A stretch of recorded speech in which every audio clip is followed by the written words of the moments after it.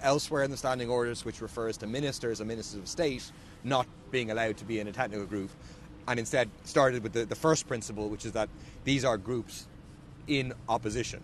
And then in her ruling, she literally goes through the same statements that we have referred to day after day over the past couple of weeks of Michael Lowry, of Barry Heenan, of others, saying we are inside the government, we're committed to vote with the government, day in, day out, good days and bad days. And she then placed weight on those statements and said these people are not in opposition. That's very, very welcome from our point of view. There is something quite significant, I think, in her ruling, which is that she references the fact that during one of our lengthy meetings last week, I think the meeting on Thursday night, a series of coordinated emails were sent by the members of the regional group saying that we will vote on a case-by-case basis, saying that we don't have an agreement with the government to vote with them all the way. And she makes reference to that.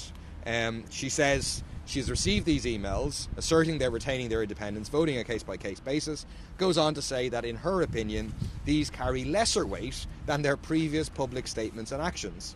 These emails were sent after controversy had arisen, whereas the previous public statements and actions, which were uncontradicted at the time, were made in the immediate aftermath of the conclusion of the programme for government negotiations. In simple terms, I cannot accept that these emails displace the weight of the members' prior statement referenced above. In other words, the Ceann Comhairle did not believe these emails saying that they're going to vote on a case-by-case basis, as I didn't believe, and I think as the public didn't believe. And I think, really fair play to the Ceann for weighing these up and clearly placing more emphasis on the previous public statements, the actions so far and so on. I think there is now an important question for the government, which is to clarify for the public what deals exist with Michael Lowry, with Barry Heenan, with the Healy-Raes, with all those in opposition. Is there any deal with Mattie McGrath? Is there any deal with Carol Nolan? I mean, I was on the radio with Emer Higgins on Saturday where I asked, is it part of the programme for government that Michael Lowry votes with the government? And initially she said yes, and I said, well, that's not what he's saying.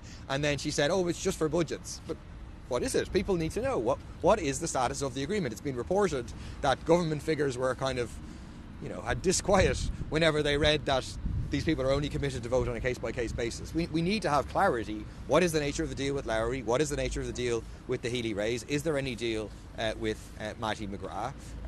So that we know what we're dealing with. In terms of going to the future, we're clear that the Lowry group should absolutely have the right to have speaking time in the Dáil. We had a proposal today from the opposition groups as to how that can be facilitated, to treat them effectively as similar to a government similar to a political party in government. So a technical group in government, we'd create this new category, ensure that they have rights to attend the business committee, the Dáil reform committee, the rights to speaking time, committee positions and so on, but that they need to come from government time. Clearly the government didn't want to discuss that today in terms of amending standing orders. That's fine. They want time to consider things. That's fine. But certainly, let's see, there may be better wordings out there, but for us, that's the solution here in terms of speaking time for the Lowry group. It needs to come from government time, and anything, if they attempt it again, I hope that they won't in 3 or 4 weeks' time. We've agreed to meet in 3 weeks' time. That would not be acceptable if they attempt to have some new unaligned, hybrid, some sort of proposal which tries to hide the reality of taking opposition slots. Because we've just spoken to Michael Lowry, who was trying to make the point that he believes that the 4 TDs that were named in the decision all ran as independents, all have mandates to be independent. How you square that with the government voting record, I don't know. But he said that their mandates were to stand up for the people who elected them as independents, and that they needed some forum through which they could do that. And the leader's questions was the likes of things that their voters would expect. So that's the sort of thing he's still going to pursue.